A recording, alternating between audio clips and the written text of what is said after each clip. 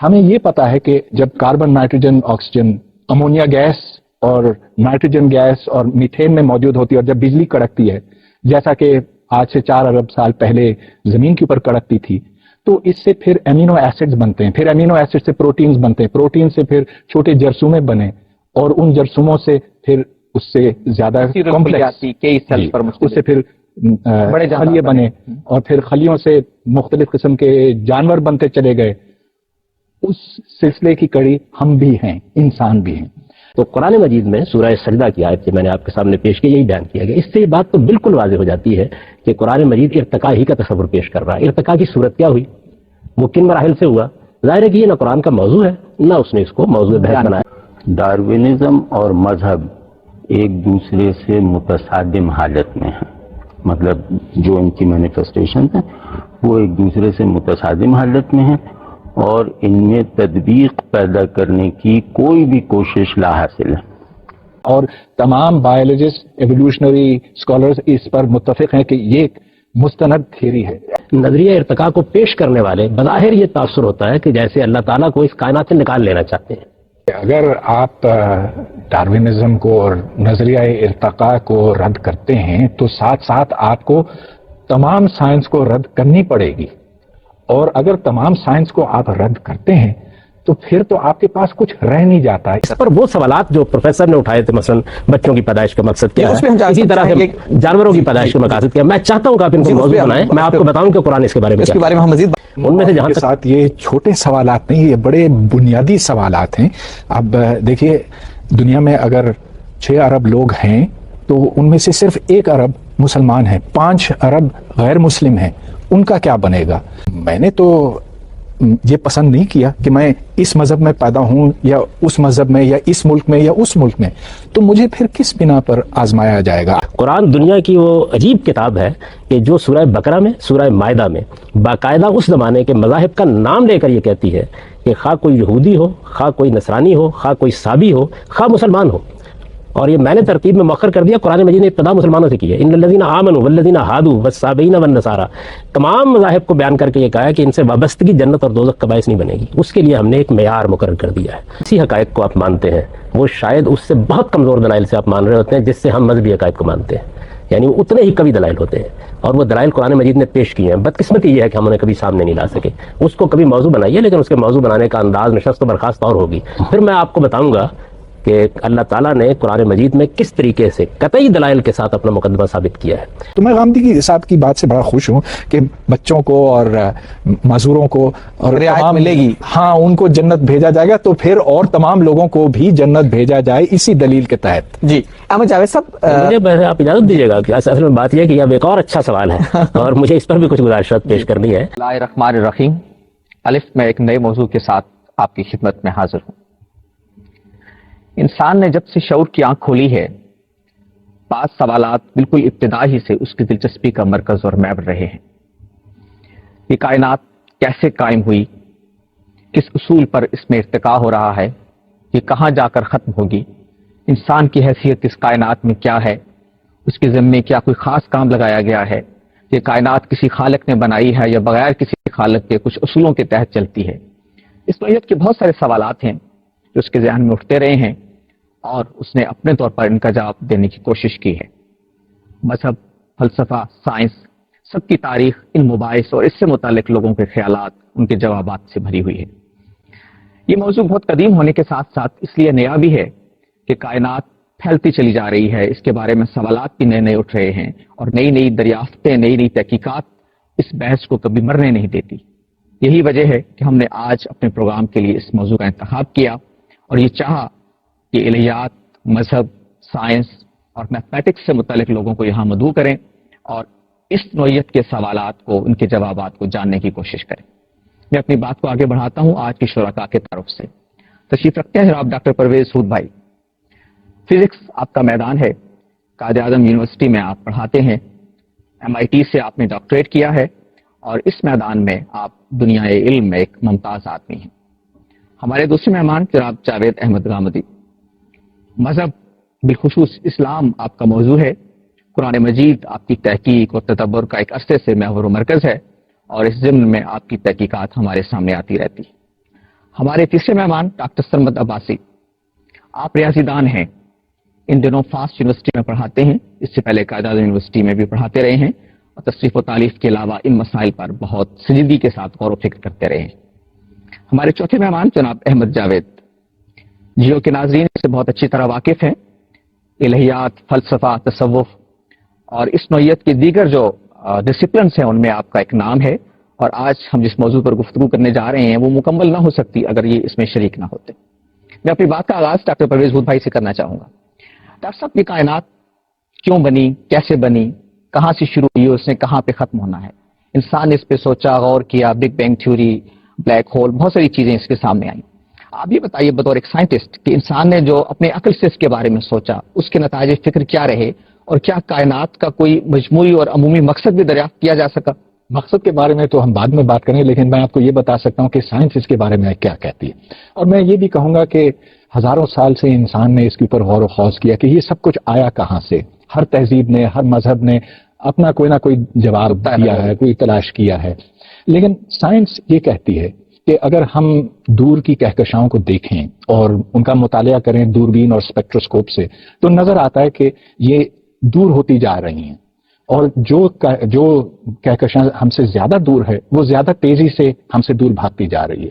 تو فرض کیجئے کہ آپ اس کا ایک ویڈیو لیتے اور اس ویڈیو کو آپ الٹا چلاتے، تو یوں لگتا آپ کو کہ یہ الٹا چلانے پر کہ یہ ساری کہکشائیں ایک ہی نقطے سے شروع ہوئی تھیں، اور اس کے لیے 15 ارب سال درکار ہیں۔ گویا کہ اب سائنس نے جو کائنات کی ابتدا کا تصور پیش کیا ہے وہ بنیادی طور پر بگ بینگ کا ہے۔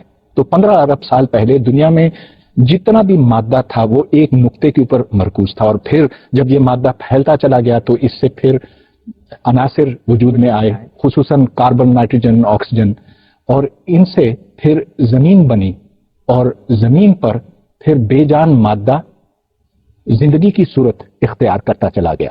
یہ کس طرح سے ہوا آج اس پر تحقیق ہو رہی ہے، لیکن یہ صرف چند ڈیٹیلز کے واسطے ہمیں یہ پتا ہے کہ جب carbon, nitrogen, oxygen, ammonia gas اور نائٹروجن گیس اور میتھین میں موجود ہوتی ہے، اور جب بجلی کڑکتی ہے جیسا کہ آج سے 4 ارب سال پہلے زمین کے اوپر کڑکتی تھی، تو اس سے پھر امینو ایسڈز بنتے ہیں، پھر امینو ایسڈ سے پروٹینز بنتے ہیں، پروٹین سے پھر چھوٹے جرثومے بنے، اور ان جرثوموں سے پھر اس سے زیادہ کمپلیکس، اس سے پھر خلیے بنے، اور پھر خلیوں سے مختلف قسم کے جانور بنتے چلے گئے۔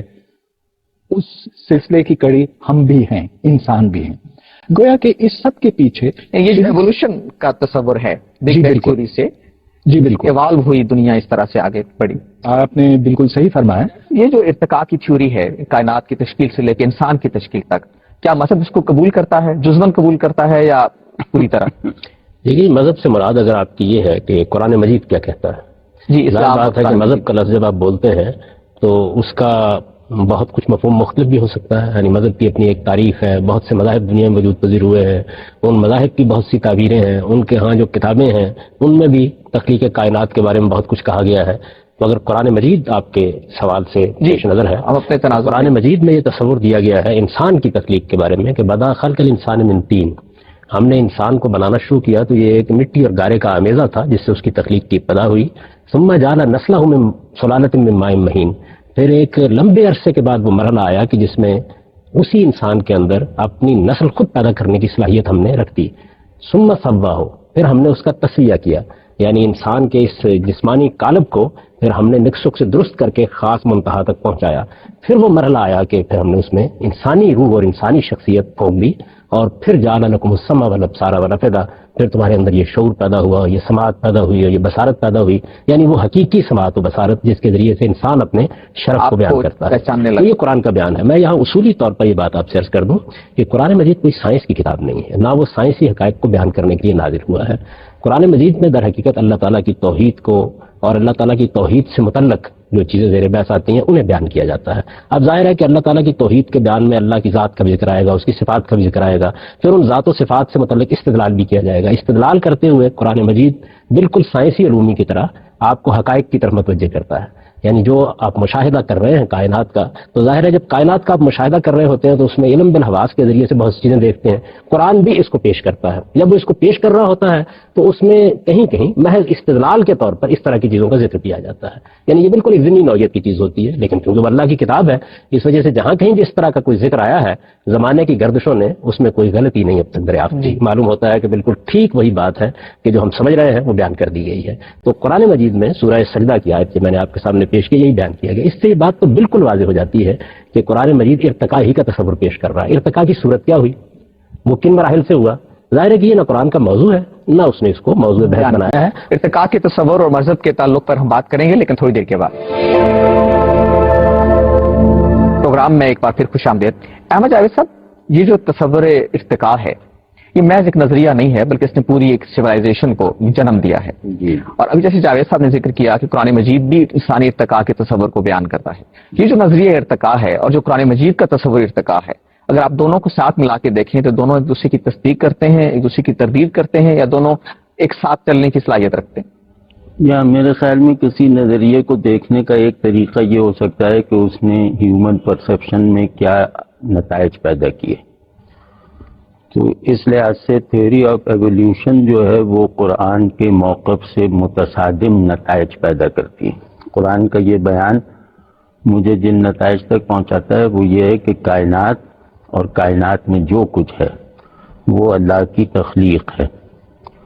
تھیوری آف ایولیوشن مجھے فطری طور پہ اس طرف مائل کرتی ہے کہ یہ کائنات مخلوق نہیں ہے، اور اس کائنات میں جتنی ویریڈ وہ لائف کی ویریڈ فارمز ہیں ان کا جو پورا ایک میکینزم ہے وہ نیچر کی اتفاقی سلیکشن ہے، وہ کسی خالق کا پلان نہیں ہے. ٹھیک ہے نا، اور اس کو ہم کسی طرح پریڈکٹ نہیں کر سکتے اور اس عمل کو پوری طرح اپنی گرفت میں بھی نہیں لے سکتے. وہ جو کریشن کا عمل ہے، جی ہاں، تخلیق کا عمل ہے. نہیں، تخلیق کا نہیں، نیچر چوز کرتی ہے ایک جو کنورژن ہے.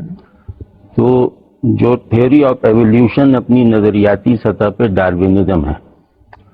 ڈاروینزم اور مذہب ایک دوسرے سے متصادم حالت میں ہیں، مطلب جو ان کی مینیفیسٹیشن ہے وہ ایک دوسرے سے متصادم حالت میں ہیں، اور ان میں تطبیق پیدا کرنے کی کوئی بھی کوشش لا حاصل ہے. اچھا، کہاں ان میں بحث اس طرح ہوگی کہ ایک یقیناً غلط ہے، تو وہ ہمیں یا کریشن کا فلسفہ ٹھیک ہے یا ڈاروینزم کا فلسفہ. کیونکہ دیکھیں تھیوری آف ایولیوشن ایک ہے فیکٹس کا بیان، فیکٹس کا قیاسی بیان. ٹھیک ہے، قیاس میں اتنی شدت پیدا ہوگی کہ اس میں ایک فیکچویلٹی پیدا ہوگی. لیکن تھیوری آف ایولیوشن یہاں تک رہی نہیں ہے. تھیوری آف ایولیوشن نے جو سویلائزیشن پیدا کی ہے اور جو بنیادی انسانی رویوں میں تبدیلی کا یہ تھیوری سبب بنی، یہ مدر تھیوری ہے تب.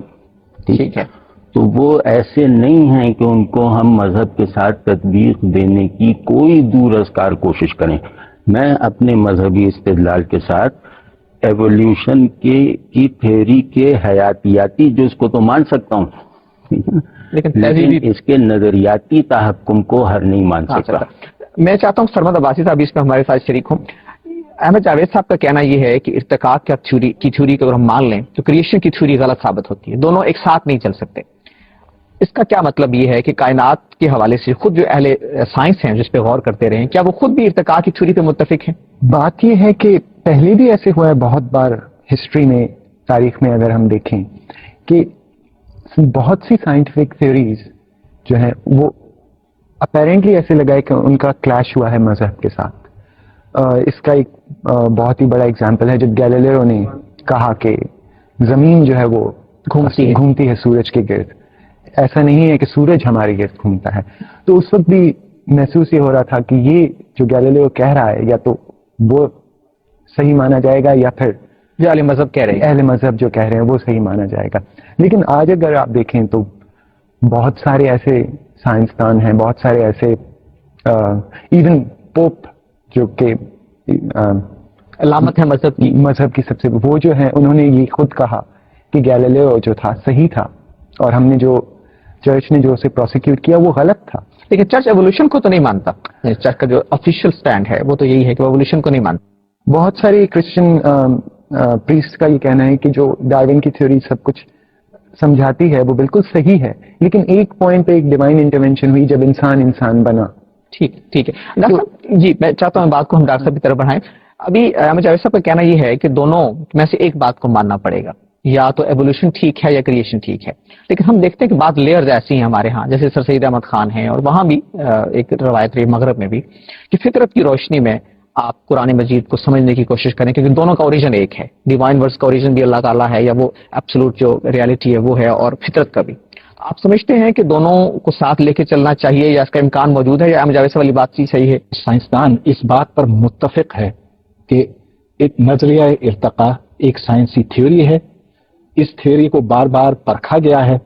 اس سے ہم انسان کے ارتقاء اور اس کے موجودہ حال کو سمجھ سکتے ہیں، اور کوئی صورت نہیں بنتی کہ آپ اس کو کبھی آپ اس کو ضرور کوشچن یہ کر سکتے ہیں کہ یہاں ایک مسنگ لنک ہے، ادھر مسنگ لنک ہے.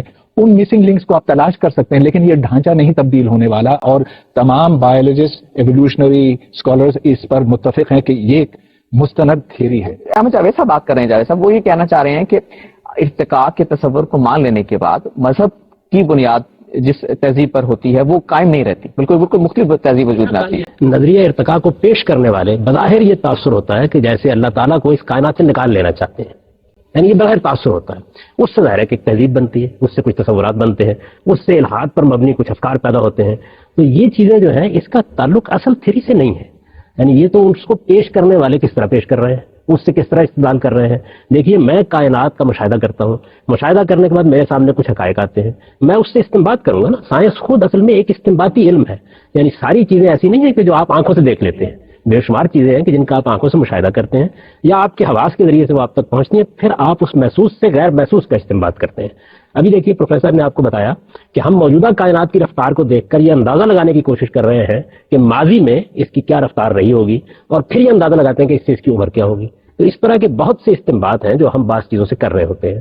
اب جب ہم استنباط کر رہے ہوتے ہیں تو بسا اوقات اس میں فلسفے کو بھی داخل کر دیتے ہیں. چنانچہ نظریہ ارتقاء کے ماننے والوں نے بھی اس میں داخل کیا ہے. پھر میں نے یہ اشارہ کیا تھا کہ یہ مذہب کا یہ مسئلہ نہیں ہے کہ ڈارون کے طریقے پہ ارتقاء ہوا ہے یا ارتقاء کی کوئی اور صورت ہوئی ہے. قرآن نے جتنی بات کہی ہے وہ صرف اتنی ہے. تو میرے نزدیک ایک مسئلے کو سائنسی یا حیاتیاتی طور پر الگ سے دیکھنا چاہیے. یہ سائنس کا موضوع ہے، آپ اس کو پیش کس لیے کر رہے ہیں یہ اصل میں فلسفے کا موضوع ہے، وہ غلط بھی ہو سکتا ہے. یہ ایک بڑا اہم موضوع ہے کہ جو ارتقاء کا تصور ہے اس کے تہذیبی نتائج کیا ہیں، اور کیا اس کی مدد سے ہم باتوں کو مزید سمجھنا چاہیے. ہم اس پر مزید بات کریں گے لیکن تھوڑی دیر کے بعد. پروگرام میں ایک بار پھر خوش آمدید. احمد جاوید صاحب کا کہنا یہ ہے کہ نظریہ ارتقاء فی نفس ہی اس میں خرابی اس طرح سے نہیں ہے، بلکہ اس کو پیش اس اسلوب میں کیا گیا ہے جس سے یہ معلوم ہوتا ہے کہ جیسے کائنات کی تخلیق میں خالق کا کہیں تذکرہ نہیں ہے.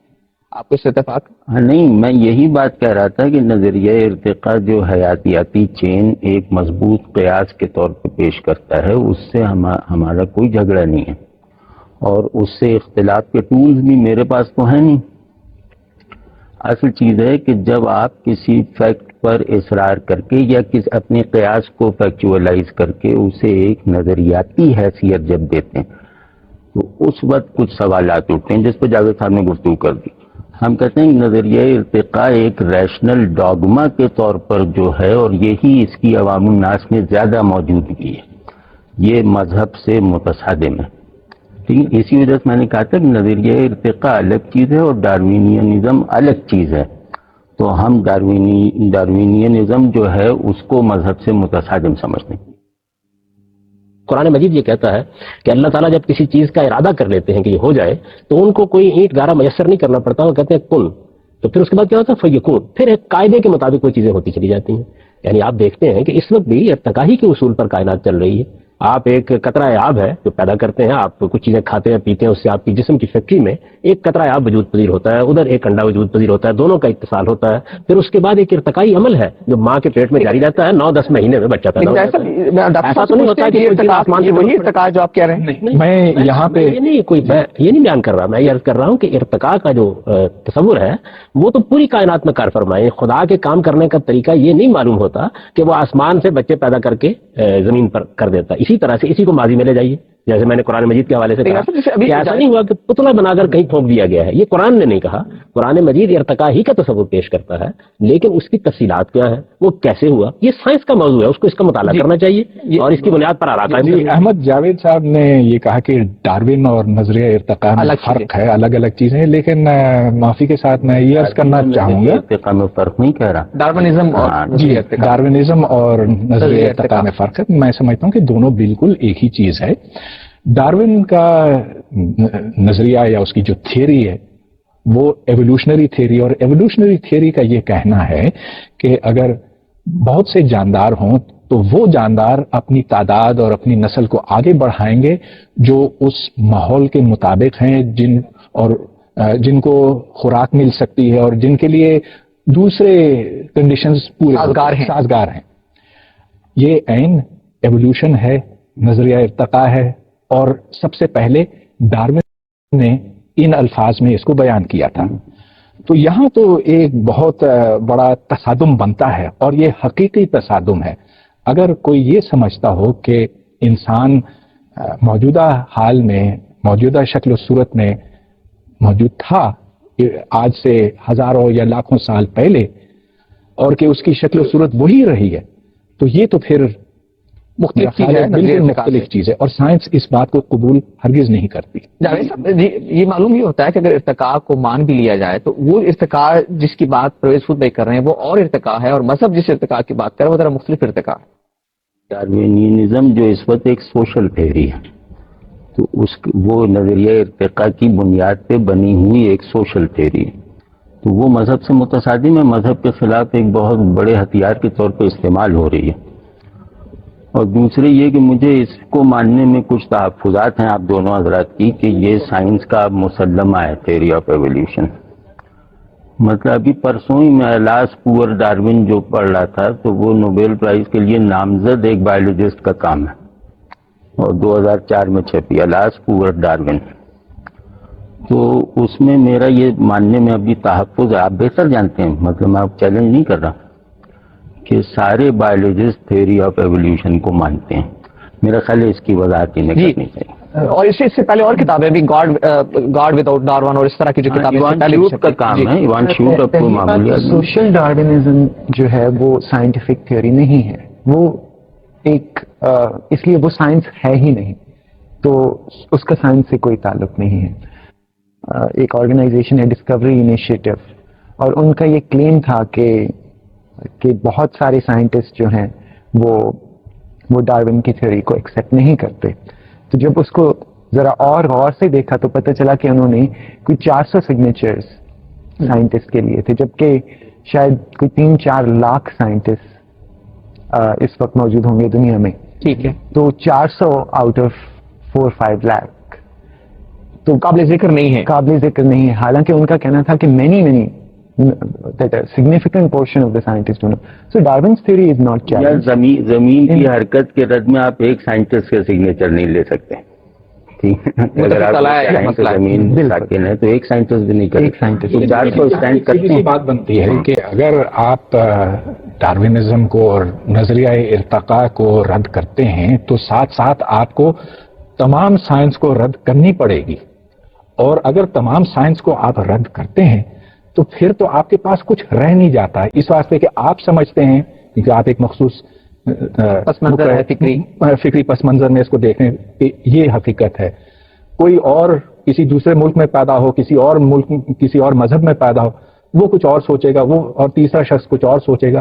ہمیں تو حقائق سے سروکار ہے, صرف حقائق سے, اور سائنس حقائق اور منطق کے اوپر مبنی ہے, اور اس کو آپ ٹیسٹ کر سکتے ہیں. یہ ہم بعد میں دیکھیں گے کہ اگر آپ بایولوجسٹ سے یہ سوال کریں کہ کیا نظریہ ارتقاء کے علاوہ کچھ اور ہو سکتا ہے جس سے ہم یہ جان سکیں کہ مختلف قسم کے جاندار, مختلف قسم کے جانور اتنی تعداد میں کیوں ہیں, اور اس سے کم کیوں نہیں ہے, اس سے زیادہ کیوں نہیں ہے, ان کے پاس اور کوئی توجہ نہیں ہوگی سوائے تھیوری آف ایوولوشن کے. تو یہ ایک مصدقہ تھیوری ہے سائنس کی, اور اگر آپ اس کو رد کرتے ہیں تو پھر آپ سائنس کو بھول جائیے. جی, ہم اس پہ چاہیں گے کہ آپ کی رات کی جاوید صاحب میں چاہتا ہوں کہ اس پہ ذرا تفصیلی بات ہو, لیکن اس سے پہلے میں ایک وقفہ لینا ہوگا, تھوڑی دیر کے بعد حاضر ہوتے ہیں. پروگرام میں ایک بار پھر خوش آمدید. جاوید صاحب، اختلاف ہو گیا، دو نقطہ ہے نظر سامنے آ گئے ہیں. تھوڑی سی تنقید کر لینی چاہیے مسئلے کی. دیکھیے بات یہ ہے کہ ایک ہے ڈارون کا نظریہ ارتقاء جیسے اس نے اس کو پیش کیا تھا، تو سائنس کی دنیا کسی ایک جگہ کھڑی نہیں ہو جاتی، اس پر بہت سا کام ہوتا رہتا ہے. یعنی بہت سے شواہد اس نے پیش کیے تھے جو رد ہو گئے، بہت سی چیزیں ایسی تھی جو اس نے پیش کی تھی ان کے بارے میں نئی تحقیقات سامنے آ گئیں، اور حیاتیات کے ماہرین نے بعض نئے پہلوؤں کی طرف اشارے بھی کر دیے. ایک نفس ارتقاء ہے کہ ارتقاء ہوا ہے، ارتقاء کے طریقے پر کائنات بنی ہے، ارتقاء کے طریقے پر یہ جتنی بھی آپ کو مختلف اصناف نظر آ رہی ہیں یہ اسی طرح وجود میں آئی ہیں. یہ چیز تو کم و بیش متفق علیہ ہے، اور پروفیسر بالکل درست کہہ رہے ہیں، حیاتیات بھی متفق علیہ ہے، اور میں نے آپ سے عرض کیا کہ قرآن بھی یہی بات کہہ رہا ہے. یعنی انسان کی تخلیق کے بارے میں اس کا بیان بھی بالکل یہی ہے. ایک چیز یہ کہ یہ ارتقاء کیسے ہوا ہے. دیکھیے بات یہ ہے کہ اس ارتقاء کی تفصیلات میں جب آپ جاتے ہیں تو ہو سکتا ہے کہ کل کو سائنس یہ بتائے کہ ارتقاء تو یقیناً ہوا ہے لیکن اس کی صورت یہ ہوئی ہے، یا پرسوں یہ بتائے کہ اس کی صورت اس سے مختلف ہوئی ہے. تو ڈارون پر جو تنقیدیں کی جا رہی ہیں وہ اصل میں اس نوعیت کی تنقیدیں ہیں. نفس ارتقاء کو ابھی تک چیلنج نہیں کیا جا سکتا علم کی دنیا میں. مذہب کی دنیا میں بھی مطلب یہ تو ضرور کہتا ہے نا کہ انسان ایک بالارادہ شخصیت کے طور پر، وجود کے طور پر تخلیق کیا گیا ہے، اور وہ اللہ تعالیٰ کے ہاں سوال و جواب اس سے ہوں گے. میں یہی عرض کر رہا تھا کہ یہ ہے ایک پہلو کہ کیا ہم اس پہ اصرار کر رہے ہیں کہ ڈارون نے جس طریقے سے اس نقطہ نظر کو پیش کیا تھا بین ہی وہ آج بھی مانا جاتا ہے، اس میں ادنا درجے کی کوئی تنقید نہیں ہوئی، کوئی اس کے معاملے میں جتنے شواہد پیش کیے گئے تھے نئی حقیقت سامنے نہیں آئی. یہ بات سائنسی لحاظ سے بھی ٹھیک نہیں ہے جتنا کچھ ہم جانتے ہیں طالب علم. دوسرا پہلو اس کا یہ ہے کہ اس کے نتیجے میں ایک پوری تہذیب نے اپنے کچھ مقدمات قائم کیے ہیں. میں نے پہلے عرض کیا تھا کہ یہ اصل میں حیاتیات کا سوال نہیں ہے، یہ فلسفے کا سوال ہے. یعنی آپ اس بات کو کیسے بیان کرتے ہیں، کس طریقے سے پریزنٹ کرتے ہیں، آپ اس سے کیا نتائج نکالتے ہیں. اس حوالے سے اگر آپ دیکھتے ہیں تو ظاہر ہے کہ بہت کچھ بحث ہو سکتی ہے، یعنی اس پر بڑی گفتگو ہو سکتی ہے. دوسری بات یہ، تیسری بات جس کی طرف میں آپ کی توجہ مبذول کرانا چاہتا ہوں وہ یہ ہے کہ سائنس کی دنیا میں جب کوئی بات کہی جاتی ہے تو کبھی کوئی اچھا سائنس کا عالم یہ نہیں کہتا کہ یہ کوئی آخری حجت ہے جو ہم نے دنیا پر قائم کر دی ہے. یہ ایک ارتقائی عمل ہے جو خود فکر میں جاری رہتا ہے، اس میں بھی نئے نئے پہلو سامنے آتے رہتے ہیں. میں نے اسی لیے آپ کو یہ بتایا تھا کہ قرآن مجید نفس ارتقاء کو تو بیان کرتا ہے کہ ایسے ہی ہوا ہے، یعنی مختلف مراحل سے گزر کر انسان کا قالب تیار ہوا ہے اور اس میں بتدریج تبدیلیاں آئی ہیں، اور پھر ایک مرحلہ آیا ہے جس میں وہ انسان کی شخصیت کے ساتھ نمودار ہوا ہے. اتنی بات کرتا ہے. اب رہ گئی اس کی تفصیلات کہ یہ معاملہ کیسے ہوا. سائنس کو حق ہے کہ وہ بیان کرے، لوگوں کو حق ہے کہ اس کے اوپر تنقید کریں، اس میں نئے نئے نقطہ نظر سامنے آئے اور اس پر بات کی جائے. جب آپ اس دائرے سے آگے جائیں گے اور اب آپ یہ کہیں گے کہ دیکھیے اس سے یہ بات ثابت ہو گئی کہ اس کے پیچھے کسی خالق کا ہاتھ نہیں ہے، یہ کسی ارادے پر نہیں بنی، یہ ایک دوسرا موضوع ہے. اور میرا خیال یہ ہے کہ پروفیسر نے یہ بات ابھی موضوع بحث بنائی نہیں، صرف اتنی بات. جی ان سے پوچھ لیتے ہیں کہ آپ کا جو تصور ارتقاء جیسا بیان کر رہے ہیں اس میں کہیں کسی خالق کا وجود نظر آتا ہے جیسے مذہب اس کو دیکھتا ہے؟ میں سمجھتا ہوں کہ جو فطرت کے قوانین ہیں ان کا کوئی خالق ہو سکتا ہے، شاید ہو. سائنس کبھی آپ کو اس سوال کا جواب نہیں دے گی کیونکہ سائنس کا تعلق مادی دنیا کے ساتھ ہے، ارادوں کے ساتھ نہیں ہے. لیکن کیا انسان کی زندگی با مقصد ہے یا بے مقصد ہے، یہ ایک علیحدہ سوال ہے، اس کے اوپر ہمیں بحث کرنے کی ضرورت ہے. اب یہ دیکھیں کہ ہر مکتب فکر، ہر مذہب میں مختلف مقاصد بیان کیے جاتے ہیں.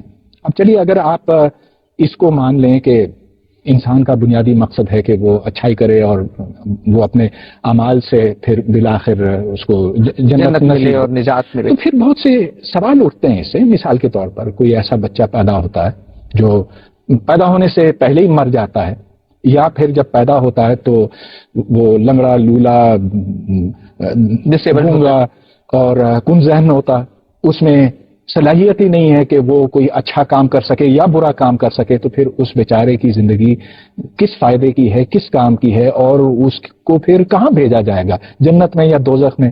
تو یہ تو انسانوں کی بات. پھر اور جو دوسرے جاندار ہیں ان کا کیا کیجیے گا؟ تو اس طرح کے سوالات جو ہیں بڑے بنیادی، اور جیسا کہ میں نے عرض کیا یہ ہر مکتب فکر، ہر مذہب کی الگ الگ سوچ ہے اس کے اوپر. تو ہم یہ نہیں کہہ سکتے کہ کوئی واضح مقصد ہے کائنات کا. ہم مقصد بنا سکتے ہیں، اپنی ذاتی زندگی کو با مقصد بنا سکتے ہیں، لیکن یہ مقصد شاید اوپر سے نہ دیا گیا ہو. ڈاکٹر صاحب کا کہنا یہ ہے کہ کوئی مقصد کائنات کو دیکھ کے تو ہم تخلیق کر سکتے ہیں، دکھا سکتے ہیں، لیکن یہ متعین طور پہ کہنا کہ ہاں یہی مقصد ہے، یہ بڑا مشکل ہے. یہی بات یہ کہ ایک چیز میں تو اتفاق ہو گیا نا، میں نے آپ سے عرض کی تھی کہ آپ فلسفیانہ سوالات کو الگ زیر بحث لائیے، حیاتیات کے اور طبیعیات کے سوالات کو الگ زیر بحث لائیے. صاحب نے دو چیزوں پر گفتگو کی تھی. ایک تو انہوں نے یہ بتایا تھا کہ طبیعیات کا علم آپ کو کائنات کی تخلیق کے بارے میں کیا بتاتا ہے، یعنی ایک نقطے میں انفجار ہوا اور اس کے بعد پھیلتی ہوئی یہ کائنات بنتی چلی گئی، پھر اس کے بعد یہ زمین وجود میں آئی اور اس زمین کے اندر پھر ایک ارتقائی کے نتیجے اور میں انسان مختلف تک پہنچ کی اثرات بات. وجود جی، پذیر ہو گئے. جی. یہ وہ بنیادی بات ہے جو حیاتیات کا، یہ طبیعیات کا علم آپ کو بتاتا ہے. میں نے یہ عرض کیا تھا کہ اس میں کوئی بات ایسی نہیں جس میں مذہب میں اور اس میں تصادم پیدا ہو جاتا ہو. یعنی مذہب کا یہ موضوع نہیں ہے، لیکن جو کچھ قرآن مجید نے بیان کیا ہے اس میں اور اس میں کوئی تصادم نہیں ہے، کسی نوعیت کا کوئی تصادم نہیں ہے. قرآن مجید پورے کو آپ کے پاس موجود ہے، کوئی ایسی کتاب نہیں ہے کہ جس کی زبان اجنبی ہو چکی ہے. آپ پڑھ کر دیکھ لیجئے، کوئی چیز اس میں ایسی نہیں ہے. جو میں نے آپ کے سامنے سورہ سجدہ کی آیت پیش کی ہے وہ بلکہ واضح طور پر ارتقا ہی کے تصور کو بیان کرتی ہے. تو یہ تو ہے ایک پہلو اس کا. اب اس کے بعد آپ اس پر آ جائیے کہ اس کائنات کا مقصد کیا ہے.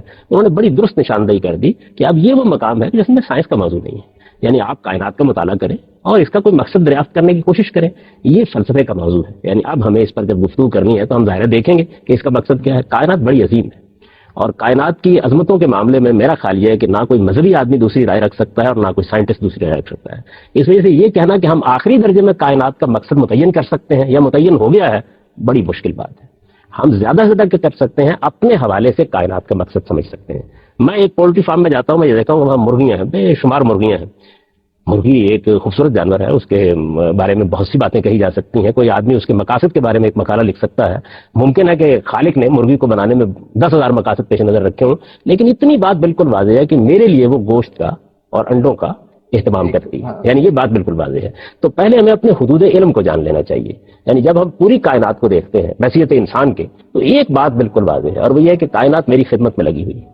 یعنی اس کے اور کیا مقاصد ہیں، یہ کس لیے بنی ہے، اس پر بحث ہو سکتی ہے، گفتگو ہو سکتی ہے. آپ کیا ساتھ کر سکتے ہیں. جاوید صاحب، انسان کا مقصد تخلیق اگر ہم مذہب کے حوالے سے، اور مذہب جب میں کہتا ہوں تو مراد اسلام اور قرآن مجید کے حوالے سے سامنے آنے والا مذہب ہے، وہ مقصد تخلیق کیا ہے؟ جی میں وہی عرض کر رہا تھا، اس سے پچھلے پروگرام کا خاتمہ غالباً اسی سوال پر ہوا تھا، اور اس وقت میں نے یہ گزارش کی تھی کہ جہاں تک کائنات کا تعلق ہے وہ تو اپنی عظمتوں اور وسعتوں کے ساتھ ہمارے سامنے موجود ہے، اور ہم اس کے مقاصد کی تعین حتمی درجے میں نہیں کر سکتے، لیکن اپنے حوالے سے یہ سمجھ سکتے ہیں کہ وہ ہماری خدمت کر رہی ہے. اب اس کے بعد یہ سوال پیدا ہوتا ہے کہ انسان کا مقصد تخلیق کیا ہے.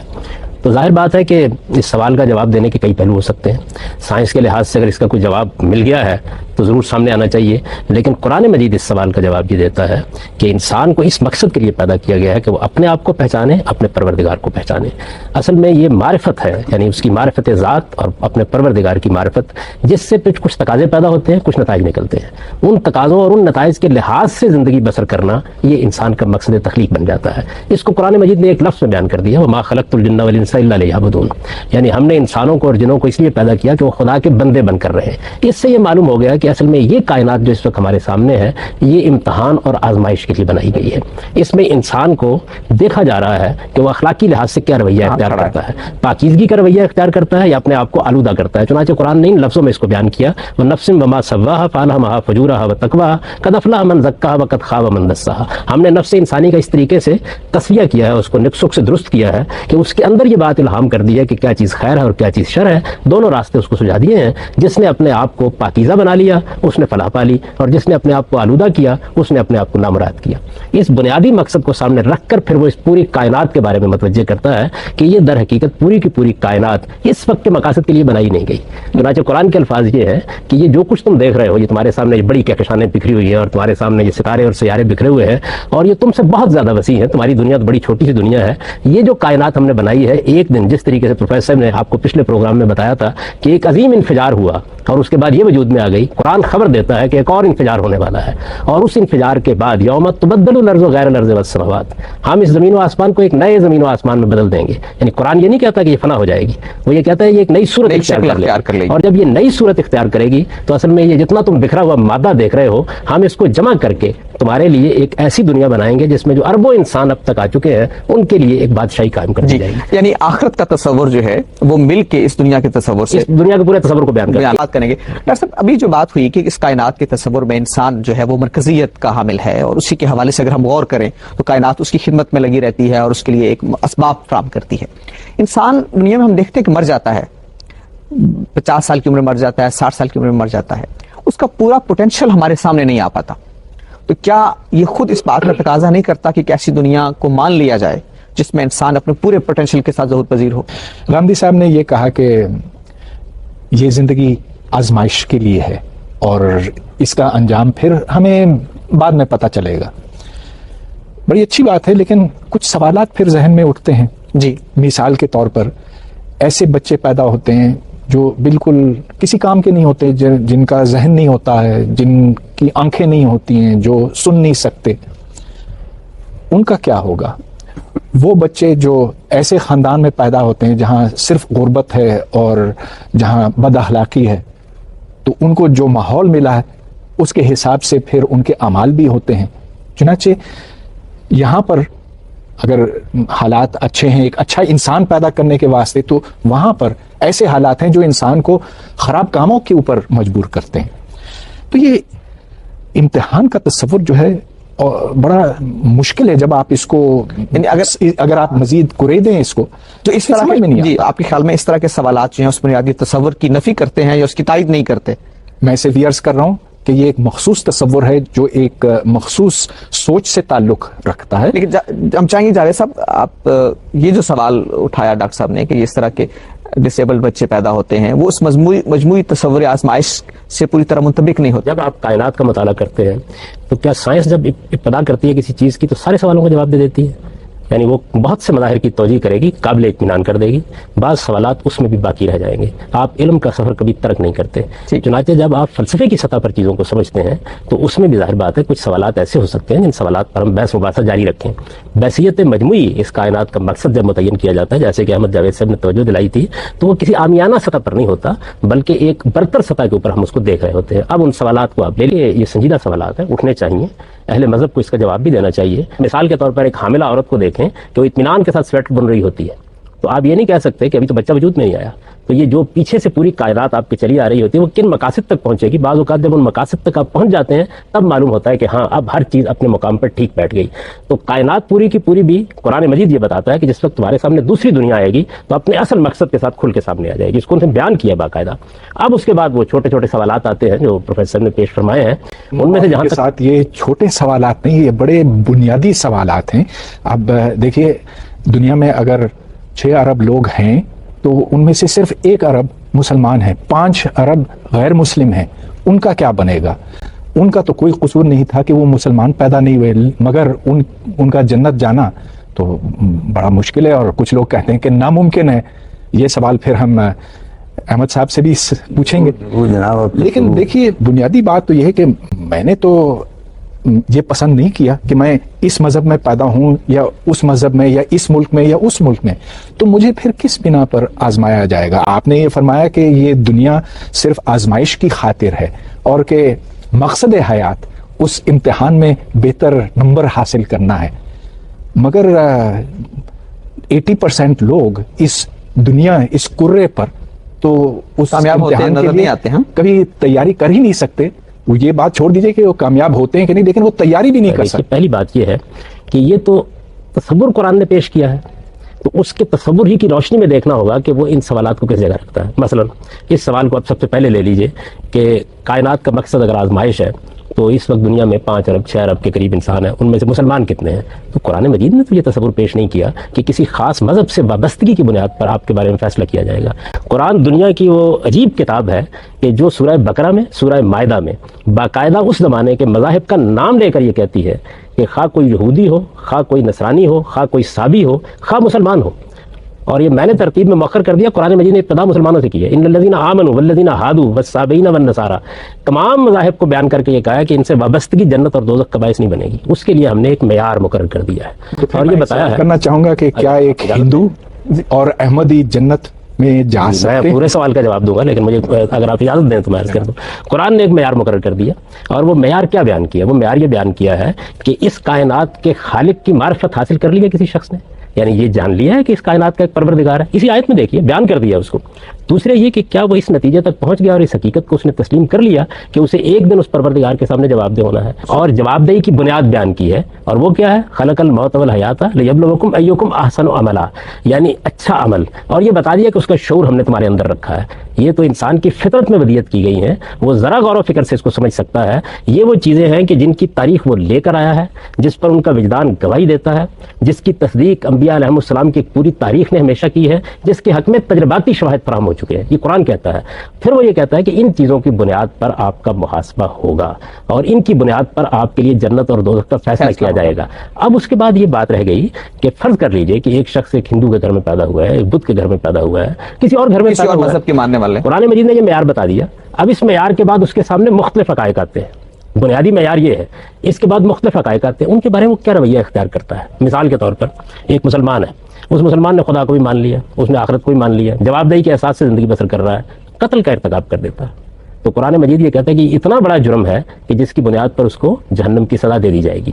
تو اب جرائم ہیں جو زیر بحث آتے ہیں، انہی جرائم میں سے ایک بڑا جرم یہ بھی ہے کہ آپ پر یہ بات واضح ہو گئی، یعنی ایک ہندو پر واضح ہو گئی، ایک مسیحی پر واضح ہو گئی کہ سیدنا موسیٰ علیہ السلام خدا کے سچے پیغمبر تھے. حق انہوں نے بیان کیا، ٹھیک بات بیان کی، خدا کے سفیر تھے، میں اس کے باوجود نہیں مانتا. اس کو قرآن جرم قرار دیتا ہے. یعنی جرائم کی فہرست میں بین ہی یہی معاملہ محمد الرسول اللہ کے بارے میں ہوگا. قرآن نے اس چیز کو بنیاد نہیں بنایا، بنیاد انہی تینوں حقیقتوں کو بنایا ہے. اس کے بعد جرائم بتائے ہیں کہ قتل کر دو گے تو ان چیزوں پہ عمل پیرا ہونے کے باوجود تمہارے لیے سزا کا فیصلہ ہو سکتا ہے. خدا کے سچے پیغمبر کو سچا سمجھ کر مان کر اس کا انکار کر دو گے، ایک بڑا جرم ہے. جو اللہ قرآن مجید نے یہود پر جب اتمام حجت کیا ہے سورہ بقرہ میں، تو دلیل کیا دی ہے؟ دلیل یہ دی ہے کہ تم نے پہچان لیا اس کو، یعرفونہ کما یعرفون ابناءہم. تم تو اس طرح اس پیغمبر کو جانتے اور پہچانتے ہو جس طرح کہ اپنے بچوں کو جانتے اور پہچانتے ہو. اس کے باوجود انکار کرتا ہے آدمی تو وہ مجرم ہے. اور میرے نزدیک وہ ایسا ہی مجرم ہے جس طریقے سے آپ یہ جان گئے بہت اچھی طرح سے کہ زمین سورج کے گرد گھومتی ہے اور آپ اس حقیقت کا اعتراف نہیں کرتے، لیکن آپ نہیں جانتے تو آپ مواخذے میں بھی نہیں ہیں. جانے بغیر مواخذے کی بنیاد صرف ہوتی ہے. ابھی ایک بات جو جاوید صاحب کی بات جہاں سے پھوٹی وہ ایک تصور کائنات سے پھوٹی. محمد حسن عسکری صاحب کا ایک نقطہ نظر ہے کہ یہ جو تصور کائنات ہے، اگر ویسٹ میں عیسائیوں کے ہاں یہ مسئلہ بنا تو اس کی وجہ یہ تھی کہ ان کا مذہب ایک تصور کائنات دیتا تھا. اسلام کا انحصار کسی تصور کائنات پر نہیں ہے. جب آپ تصور کائنات پر رکھیں گے تو سائنس کے ساتھ متصادم ہوں گے. آپ اس سٹیٹمنٹ سے اتفاق کرتے ہیں؟ کہ دیکھیں، مقصد وہ شے کبھی مقصد سے خالی نہیں ہو سکتی جو صاحب شعور ہو. یعنی میرے اندر شعور کی موجودگی میرے لیے مقصدیت کو خود بخود ثابت کرتا ہے.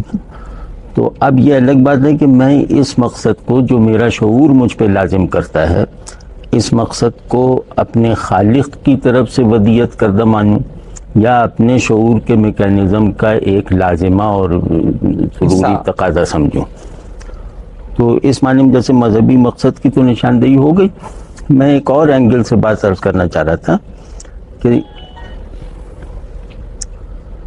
قرآن شریف جو تصور زندگی دیتا ہے، یعنی انسانی زندگی کا جو تصور دیتا ہے، اس کے دو فیزز واضح طور پر الگ الگ کرتا ہے، دنیا اور آخرت. تو انسان کی دو جو ہیں وہ سمجھیں کہ اسٹیٹس آف بینگ ہیں، دو اس کے اسپینز ہیں جس میں اس کی ایک زندگی گزرتی ہے ایک شخصیت کے ساتھ. تو جس طرح میں نہ چاہتے ہوئے بھی مطلب اگر نظریہ ارتقاء سے مدد لوں ہود بھائی تک اپنی بات صحیح صورت میں پہنچانے کے لیے، وہ یہ ہے کہ جس طرح ہم نے یہاں اپنا ہونا کوالیفائی کیا ہے ایک سروائیول سے کہ وہ مطلب ایک اس کے اصول پر، تو اسی طرح آخرت میں بھی موجود ہونا کوالیفائی کرنا پڑے گا. ٹھیک ہے نا، یہ نیچرل ہے. اور فطرت کے بعض قوانین ایسے ہوتے ہیں جو زندگی سے متعلق ہیں، وہ دنیا اور آخرت میں یکساں ہیں. تو وہاں کے لیے کوالیفائی کرنے کا دوسرا نام ہے آزمائش، کہ یہ دنیا آزمائش کی جگہ ہے. ایک آزمائش تم پر دکھا دی گئی ہے، یعنی تمہارے تجربے سے گزار دی گئی ہے، اور دوسری آزمائش کا نتیجہ تمہیں مل جائے گا. اب اس میں پرویز ہود بھائی صاحب ایک چیز پہ بہت زور دے رہے تھے، اور شاید ابھی تک وہ اگر انہیں موقع ملے تو وہ سوال دہرائیں گے بھی. میں ایک چیز واضح کرنا چاہتا ہوں، کیونکہ اب سائنس کا روب اتنا پڑ گیا ہے کہ مذہبی فکر اپنے آپ کو سائنسی ذہن کے لیے قابل قبول بنانے کی مہم میں لگ گئی ہے. میں اس پوری اپروچ کے بہت خلاف ہوں. سائنس جو ہے وہ یہ چیز کیا ہے، اس کو تجزیہ کر کے اس کو ذرات میں بکھیر کے سمجھنے کا نام ہے. یہ چیز کس لیے ہے، یہ سائنسداں کو پوچھنا چاہیے، نہ یہ کہ ان ذرات کی تنظیم اور انتشار سے دریافت کرنا چاہیے. تو اس میں سائنس سے مروب ہونے کی ضرورت نہیں ہے. ٹھیک ہے، تو سائنس تو سوالات رکھ رہی ہے آپ جیسے نہیں، سوالات نہیں، وہ عقائد کو سوالات کی شکل دی جا رہی ہے. وہ میں بعد میں عرض کروں گا. تو نجات کے لیے مسلمان ہونا لازمی ہے. محمد الرسول اللہ صلی اللہ علیہ وسلم کا امتی ہونا واحد ذریعہ نجات ہے. اب جو امتی نہیں ہو سکا اس کو نجات دوسرے پیمانوں پہ مل جائے گی. ہاں لیکن نجات اس کے لیے بھی ہے جیسے صاحب نے بیان کیا. وہ ہے، لیکن میں اس بات کو واضح کرنا چاہتا ہوں پورے زور سے کہ واحد ذریعہ نجات وہ اسلام ہے جو مینیفیسٹ ہوا آخر میں آ کے محمد. واحد کیسے رہا اگر نجات کے باقی ذرائع بھی ہیں؟ دیکھیں ایک پرنسپل ذریعہ ہوتا ہے، پھر اس کی ایکسیپشنز نکلتی ہیں. ٹھیک ہے، یہ انسانی دنیا میں ہم بات کر رہے ہیں جہاں ایک جیسے مواقع دو آدمیوں کو بھی حاصل نہیں ہیں. تو واحد ذریعہ نجات مسلمان ہونا ہے، اور بے شمار ذرائع بخشش اس بات پر بھی ہیں کہ یہ آدمی کچھ جائز عذر کی وجہ سے، قابل تسلیم عذر کی وجہ سے مسلمان نہیں ہو سکا، چاہے ان آزار کی تفصیل ہمیں نہ آتی ہو. ڈاکٹر صاحب آپ یہ سمجھتے ہیں کوئی ریشنل بات نہیں ہے کہ انسان کی جو یہاں کمیاں رہ گئی ہیں اس پورے سیٹ اپ میں، اس کے لیے ایک دوسری دنیا ہو؟ اب ہم بہت سی چیزیں تصور کر سکتے ہیں، ان کے پیچھے کتنی حقیقت ہے وہ سائنس تو کبھی آپ کو نہیں بتا سکتی. یہاں تو ہم صرف چند بنیادی سوال کر سکتے ہیں جو ہمیں عقل کرنے پر مجبور کرتی ہے. اب میں احمد صاحب کی بات سن رہا تھا، وہ فرما رہے تھے کہ اسلام واحد راہ نجات ہے، لیکن احمد صاحب دیکھیے تو صرف 20% لوگ اس کرے پر مسلمان ہیں، 80% تو نہیں ہیں. اور جو 20% مسلمان ہیں ان میں سے صرف 1 یا 2% یا اس سے بھی کم ایسے مسلمان ہوں گے جن کو ایک سازگار ماحول ملا جہاں وہ نیکی کر سکے اور جہاں ان کو خراب رستوں کے اوپر چلنے پر مجبور نہیں کیا گیا. اگر 1% نہیں تو 5%، لیکن پھر بھی بہت سے ایسے ہیں جو غربت کی حالت میں پیدا ہوتے ہیں اور جن کا ماحول اچھا نہیں ہے. تو اب میری عقل تو پھر یہ سوال کرتی ہے کہ اگر امتحان ہونا ہے تو کم از کم سب کو کم از کم وہی بیسک چیزیں تو دی جائیں. اس سے قبل کہ میں ایک اسٹوڈنٹ اور دوسرے اسٹوڈنٹ میں فرق کر سکوں، کم از کم وہ ایک ہی کلاس میں تو بیٹھیں. ایسا نہیں ہے یہاں پر. جی ہم چاہیں گے کہ جاوید صاحب سے اس کا جواب لیں. کیا ایسا نہیں ہے؟ اگر ہم بالفرض یہ مان لیں بالکل کہ ایسا نہیں، کیونکہ یہ جو شخصیت کی کنڈیشننگ کرنے والے عوامل ہیں ان میں فرق ہے، ان میں ان کی بات میں وزن ہے کہ انسان کا ماحول اس کے نیک بننے یا برے بننے میں بہت فیصلہ کن کردار ادا کرتا ہے. تو یہاں تک ہم اس بات کو وزن دے کر بات کرتے ہیں. میں نے یہ عرض کیا تھا کہ امتحان لینے والا رحمان و رحیم ہے، اور امتحان میں کامیابی کے وسائل میسر نہ آنا کسی شخص کو یہ اس کا قابل تسلیم عذر ہے. ٹھیک ہے نا؟ مطلب یہاں میں بیمار ہو کر آپ کے پرچے میں حاضر نہیں ہو سکا تو ممکن ہے آپ مجھے فیل کر دیں. وہاں میں بیمار ہو کر اگر اس پرچے کو مکمل نہیں کر سکا تو وہاں میرا یہ عذر سنا جائے گا، یہ عذر مانا جائے گا. مطلب میری بات کو ایک سنگ دلانہ اور غیر انسانی تحکم کے معنی میں نہ لیا جائے. میری بات کو اسلام جو کچھ کہتا ہے، اپنے لیے جو کلیم رکھتا ہے، اس کی ترجمانی سمجھا جائے. اس بات کے 2 حصے ہیں کہ پرنسپل ذریعہ نجات اسلام ہے. نجات اور ذرائع سے بھی حاصل ہوگی، وہ ذرائع ہیں عذر پر کھڑے ہوئے کہ فلاں آدمی کو یہ ماحول ہی نہیں ملا کہ وہ مسلمان ہو سکے، فلاں آدمی کو یہ ماحول ہی نہیں مل سکا کہ وہ ورچو کا کوئی تصور بھی کر سکے، تو وہ معذور ہے اور معذور کا امتحان نہیں ہے. ایک اور عذر ہے کہ اس شخص کا ذہن اس قابل ہے نہیں کہ وہ ایمان تسلیم کر سکے، قبول کر سکے. تو پھر ایسی صورت میں کیا کیا جائے؟ اگر آپ اینٹیتھیسس قبول کر سکتے ہیں. بعض لوگ ہیں جو فطرتاً سوال کرتے ہیں اور بعض لوگ ہیں جو فطرتاً مان لیتے ہیں، مگر دونوں صورتوں میں یہ دماغ، یہ ذہن اس کا بنایا ہوا نہیں ہے، یہ تو اس کے خالق کا بنایا ہوا. حالات کا خالق. ہاں ٹھیک ہے، سزا اور جزا. ایک جملہ میں کہہ دوں اگر آپ اجازت. جی فرمائیے. اینٹی تھیسس اگر کانسیپچوالائز کر لیتا ہے آدمی اور تھیسس کو مان نہ سکنے کا عذر دیتا ہے تو یہ اس کی چالاکی ہے، عذر نہیں ہے.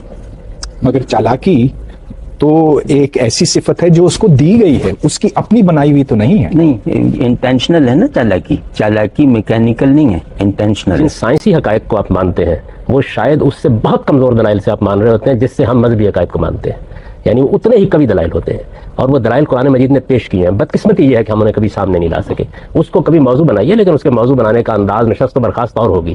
پھر میں آپ کو بتاؤں گا کہ اللہ تعالیٰ نے قرآن مجید میں کس طریقے سے قطعی دلائل کے ساتھ اپنا مقدمہ ثابت کیا ہے، اور وہ کتنے عقلی دلائل ہیں، کتنے علمی دلائل ہیں، اور کس طریقے سے اس کو بیان کیا ہے۔ لیکن اس وقت کچھ دوسرے سوالات ذہن میں آتے ہیں۔ جب ہم کہتے ہیں اسلام تو اس کا مطلب ہے خدا پر سچا ایمان، اس کے حضور میں جواب دہی پر سچا ایمان، اور اس جواب دہی کے لیے اچھے عمل کی بنیاد پر انسان کا اپنے آپ کو تیار کرنا، یہی اسلام کی دعوت ہے۔ اب اس کے بعد آتی ہیں تفصیلات جتنی کسی کے علم میں آتی ہیں اور اس کا اس پر اطمینان ہو جاتا ہے کہ یہ تفصیلات فی الواقع اس کے پروردگار کی طرف سے ہیں، اسی کے لحاظ سے وہ مسئول ہوتا ہے۔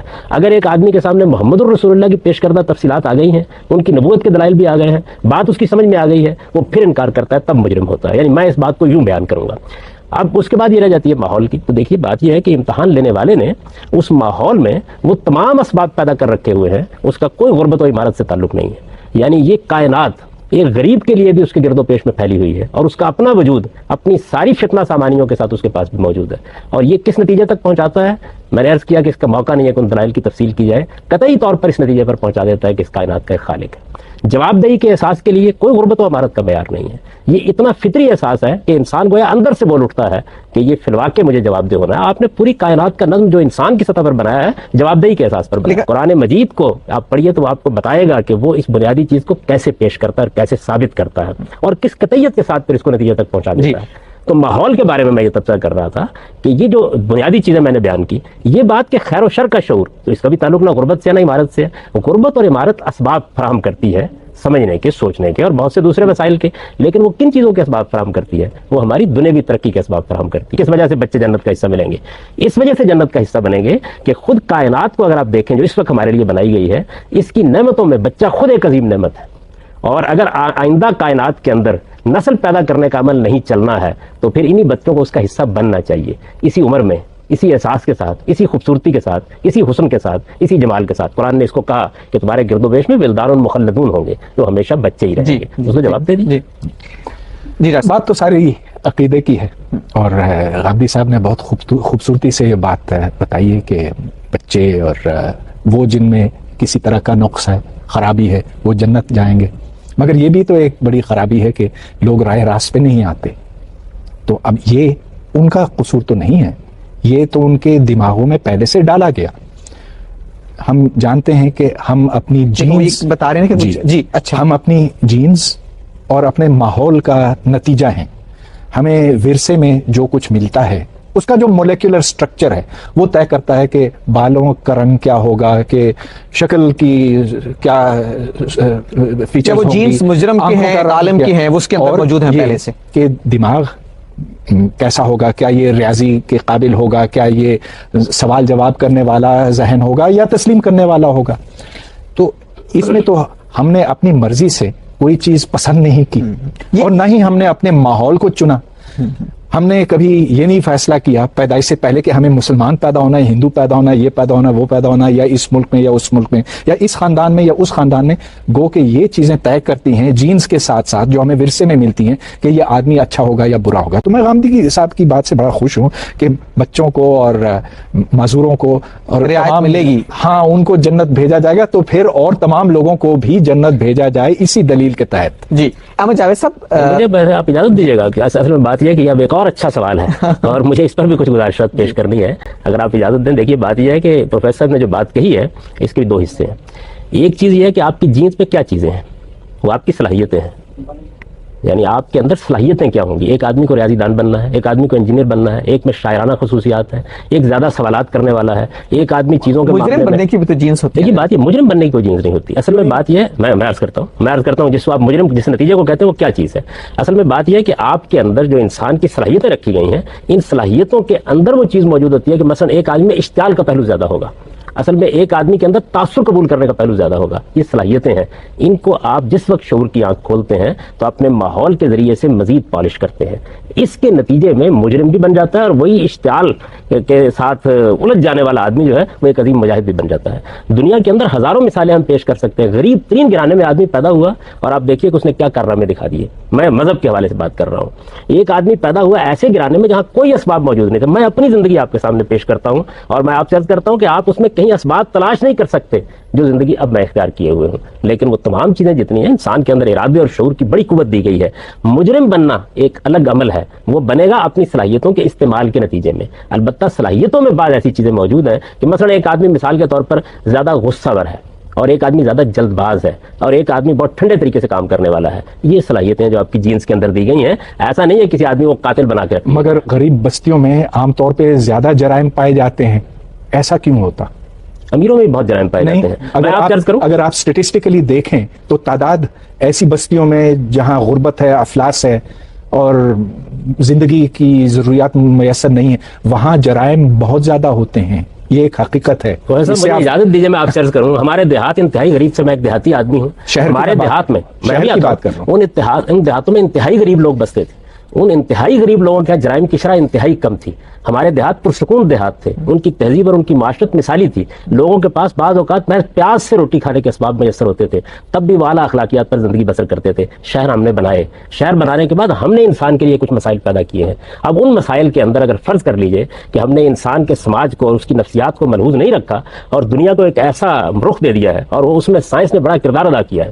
سائنس بڑی نعمت ہے, لیکن ظاہر انسان کے ہاتھ میں ہے, بڑا کردار ادا کیا ہے. اس سے ماحول میں کچھ خرابیاں پیدا ہوئی ہیں جو آپ کو شہروں میں بعض موقعوں کے اوپر اس طرح نظر آتی ہیں. لیکن اس کے ساتھ آپ دیکھیے امیر گرانوں میں کوئی اسباب و وجود نہیں ہوں گے, اس کے باوجود آپ دیکھیں جرائم پیشہ لوگ وہاں بھی پیدا ہو جاتے ہیں.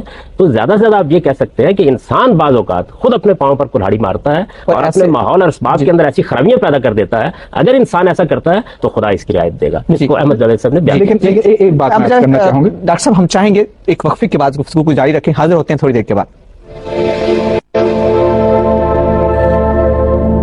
پروگرام میں ایک بار پھر خوش آمدید. ڈاکٹر صاحب, میں چاہوں گا کہ جاوید صاحب کی بات کو آپ آگے بڑھائیں. جی, میں غامدی صاحب سے ایک سوال کرنا چاہوں گا. چلیے پاکستان کو چھوڑ کر ہم امریکہ کی طرف دیکھتے ہیں تو امریکہ کے شہروں میں جو جرائم ہوتے ہیں ان کا 90% ان علاقوں میں ہے جہاں بلیکس رہتے ہیں اور جہاں غربت اور افلاس زیادہ ہے. اب اگر ایک بچہ اس ماحول میں پیدا ہوتا ہے تو کیا یہ اس کا قصور ہے؟ کیا جب وہ مجرم بنتا ہے تو ہمیں اس بچے کو قصوروار ٹھہرانا چاہیے یا اس کے ماحول کو؟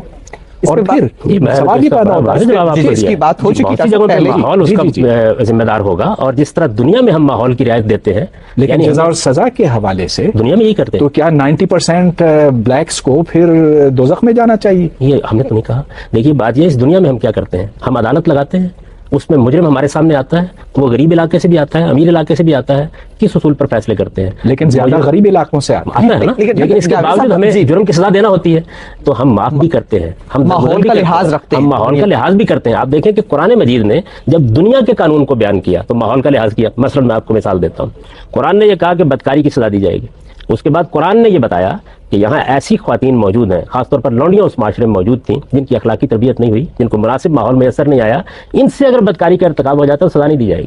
کہا نا قرآن مجید نے. تو جب وہ دنیا میں اس قانون کو ملحوظ رکھتا ہے تو آخرت میں کیوں نہیں رکھے گا؟ لہذا جب کسی آدمی کو آپ نے یا میں نے, آپ اور میں سے مراد انسان ہے, غلط ماحول میں اثر کر دیا ہے تو امتحان لینے والا اس کے عذر کو تسلیم کرتا ہے اور اس کو رعایت دیتا ہے. بالکل یہی آخرت میں بالکل عذر مانا جائے گا, خاص میں اس کا عذر مانا جائے گا. اس کو قرآن نے بیان کیا. میں نے آپ کو مثال دی. یہ تو اللہ تعالیٰ فیصلہ کرے گا, آپ اپنی طرف سے کیسے کہہ سکتے ہیں؟ لیکن میرے پاس اللہ کی کتاب موجود ہے, وہ مجھے بتا رہی ہے. آپ اسے ایک مطلب نکال رہے ہیں, احمد صاحب کچھ اور نکال رہے ہیں. احمد صاحب سے بھی پوچھ لیجیے. لیکن مجھے یہ حق ہے, جس طرح آپ کو کائنات کا مطالعہ کرنے کے بعد اپنی رائے دینے کا حق حاصل ہے. کائنات ایک ہی ہے, احمد جاوید صاحب کے لیے بھی اور آپ کے لیے بھی, میرے لیے بھی. آپ اس کا مطالعہ کرتے ہیں اور مجھے سائنسی اصولوں سے واقف کرتے ہیں. لیکن اسی طرح قرآن بھی آپ کے لیے بھی ہے, میرے لیے بھی, احمد جاوید صاحب کے لیے بھی ہے, اور مجھے اس کا مطالعہ کر کے اپنا حاصل مطالعہ پیش کرنے کا حق ہے, آپ کو اپنا حاصل. لیکن ایک بڑا بنیادی فرق ہے. جی, scientific method is the big difference that Pervez is talking about. جب پرویز اور میں اگر کسی سائنٹسٹ کے طور پہ اگر کسی نقطے پہ